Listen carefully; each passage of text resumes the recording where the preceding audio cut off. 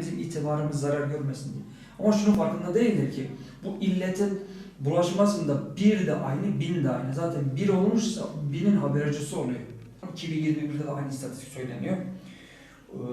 Merak işin temelini oluşturuyor. Bakın 2021 istatistiğinde 33.8 evet. Ciddi şekilde kendini gösteriyor. Yine aynı yükselişte merak ilk sırada oturmuş.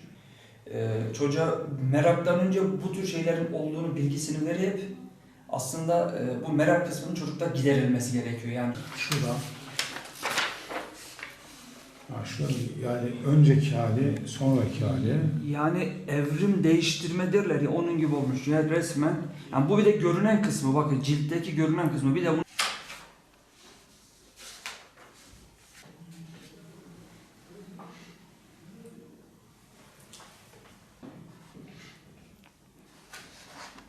Ve bizlere bu fırsatı verdiğiniz için İlke Haber Ajansı'na şahsınızda sizlere de teşekkür ediyorum. Önemli olan madde bağımlılığından korunmanın en iyi yolu hiç başlamamaktadır. Maalesef yani bu dernek kurduktan sonra yani 5 yıl uyuşturucu kullanıp çocuğunun uyuşturucu kullanılan haberi olmayan ailelerin olduğunu fark ettik. Yani bu illete bulaşan çocuklar maalesef en büyük bunun sebebi merak, özenti ve arkadaş kurbanı geliyor. Çocuk evde bulamadığı sevgiyi, ilgiyi merak yoluyla, özenti yoluyla dışarıda tamamlamaya çalışıyor. Tedavisi çok zor olan bir süreç. Bu noktada anne babaya çok önemli görevler düşüyor. Çocuk eve geldiği zaman yani çocuğun öyle bir karşılanması lazım ki dünyanın en güvenilir, en özel yerinin kendi ailesinin yanı olduğunu, kendi evinin olduğunu hissettirmek lazım. Çocuk okuldan çıktı, eve koşa koşa gelmesi lazım. Maalesef bu noktada mesela okullarımızda veli toplantıları yapılıyor. 700 kişi, 1000 kişilik öğrencisi olan okullarda bile veli toplantılarına 15-20 kişiden fazlası katılmıyor. Bu da anne babaların ne kadar konuya duyarsız olduğu, nasıl olsa okula çocuk gitti, öğretmenler var, dışarıda da zaten polis okulu kontrol ediyor. Bu olaya bu şekilde bakışıyla biraz rahat davranmaları sonucunda maalesef üzülerek çocuklarımız özenti yoluyla ya da arkadaş kurbanıyla bu illetin pençesine düşebiliyor. Çocuklarımızın kimlerle arkadaş olduğuna bakmamız lazım. Özellikle çocuklarımızın çok yakın arkadaşlarını anne baba olarak tanımamız lazım. Eğer biz onların hatta arkadaşlarının annesi babasıyla da tanışmamız lazım. Çocuklarımızın kimlerle arkadaşlık ettiğine bakmamız gerekiyor. Aksi takdirde çok geç kalmış olabiliriz. Bu duruma düşmemek için mesela anneye çok büyük rol düşüyor. Yani anne çocuğun belki de en fazla çocukla zaman geçiren ailede kişisi. Baba zaten sabahleyin işe gidiyor. Akşam yorgun argın eve geliyor. O süreçte anne biraz daha çocukla zaman geçirme şansı oluyor. Zaman zaman çocuklarla sohbet edip hani okulla ilişkileri nasıl, arkadaşlarla çevresi veya dışarıda yaptığı faaliyetler neler, bu tür sohbetlerle böyle küçük böyle ipuçları yakalayabilir. Bir de çocuğun dış yani vücudunun gözlemlenmesi lazım. Yani kollarında herhangi bir falçata izi, jilet izi ya da iğne izi var mı? Gözlerinde kızarıklık var mı? Burunda akıntı var mı? Sakız çiğniyor mu? Ya da mesela çocuğa verdiğimizden fazla mesela biz aile olarak yani fazla belki para vermiyoruz ama çocuk aşırı bir para harcıyorsa belki bir sıkıntı olabilir. Ama bunu çocuğa hissettirmememiz lazım. Çocuk bunu hissettirdiği zaman farklı tepkiler verip belki de çocuğu diğer kötü niyetli insanların kucağına itmiş olabiliriz. Bunu önlemek için kesinlikle çocukla kaliteli zaman geçirmek lazım. Hani kaliteli zaman geçirmek derken yani çocuk oyuna ya da ilgi duyduğu şeye doyması lazım. Hani bunu babayla, anneyle yaptığı zaman %98'ini çocuk annesiyle babasıyla zaman geçirerek sağladığı zaman inanın çocuğun dışarıdaki kötü niyetli insanların kucağına düşmesi ya da onlarla arkadaşlık etmesine ihtiyaç kalmayacak. Ben Türkiye'nin hani bütün bayanlar ya da kadınları katmak istemiyorum ama sabah kuşakları programları var mesela işte yemekteyiz programları, gelin kaynana programları. Çocukları okula gönderiyor maalesef bazı anneler. Sabahleyin 9'da başlıyor, akşam 5'e kadar bu tür programları seyrediyor, izliyor.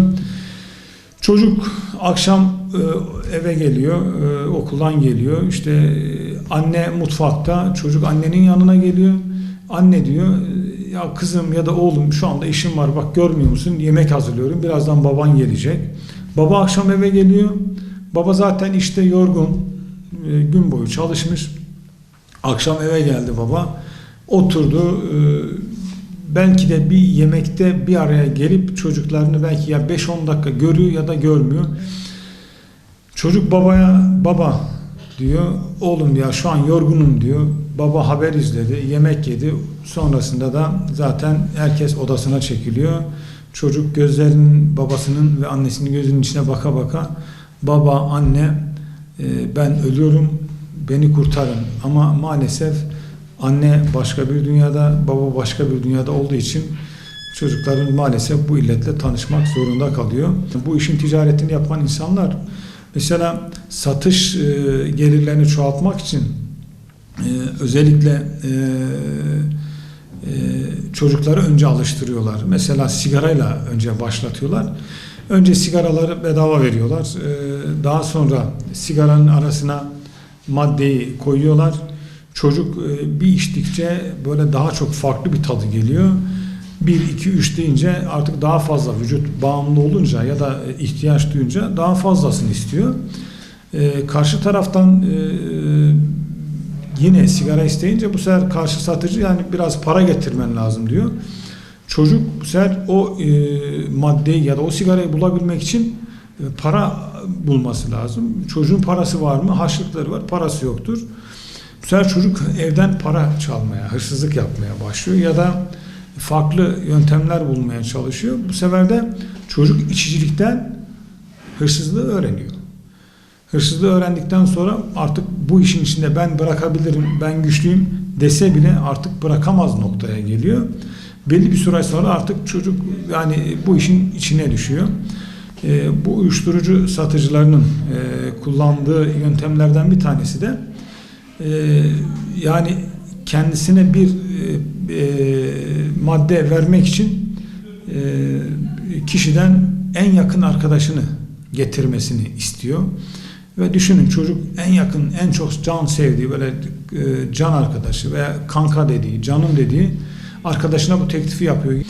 Ve bu şekilde zincirleme o arkadaşını getiriyor, o arkadaşını getiriyor.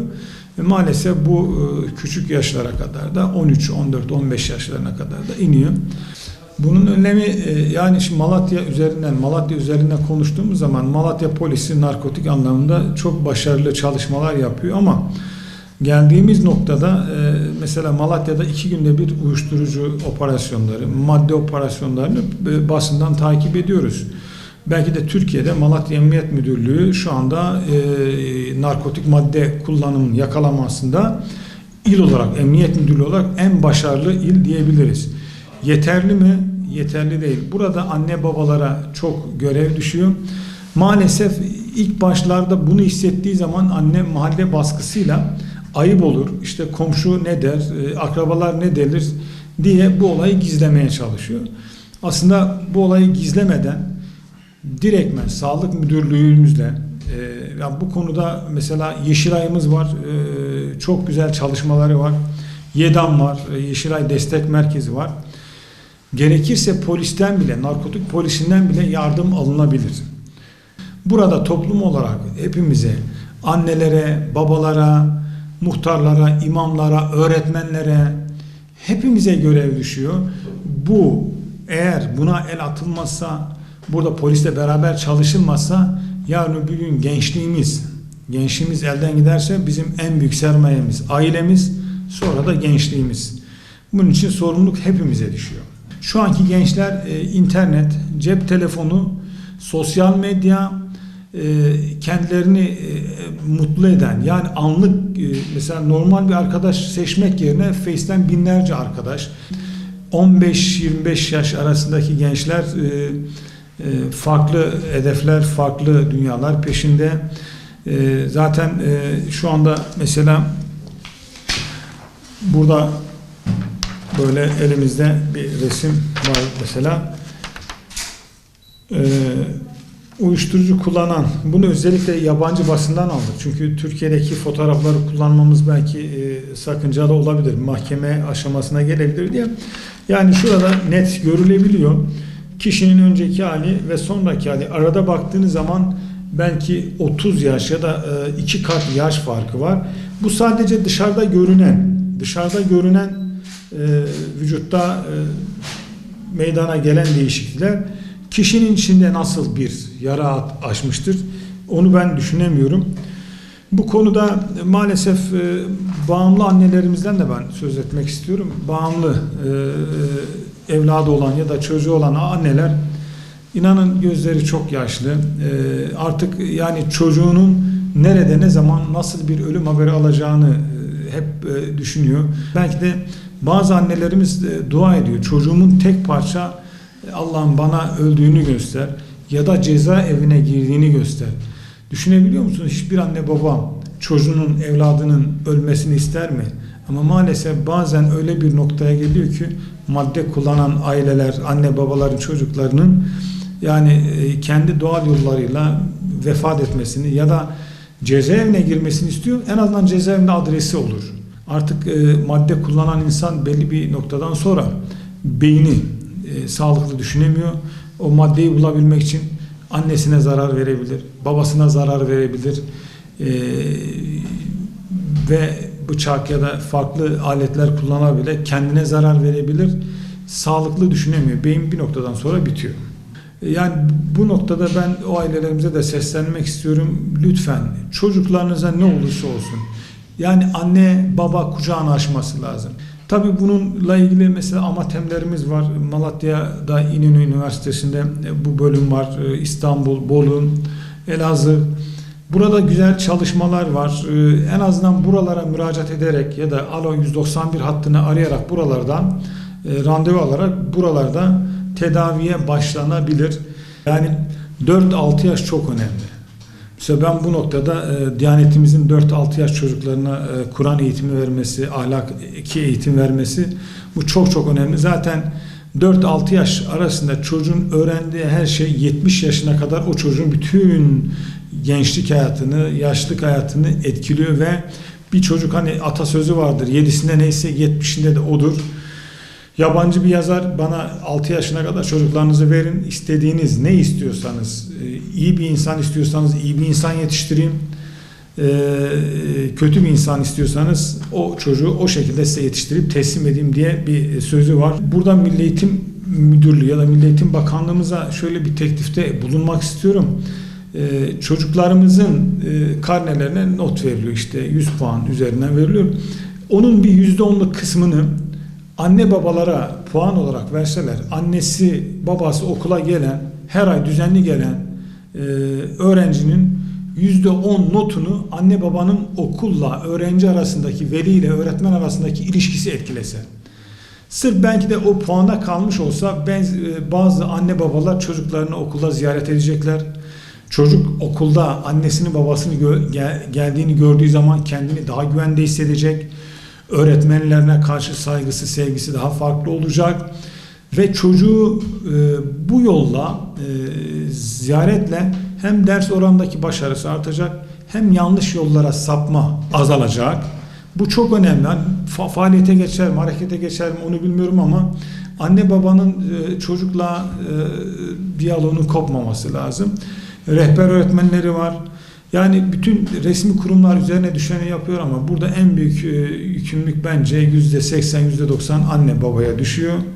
Eğer biz çocuklarımıza sahip çıkmasak başkaları sahiplik ediyorlar. Bu sefer de iş işten geçmiş oluyor.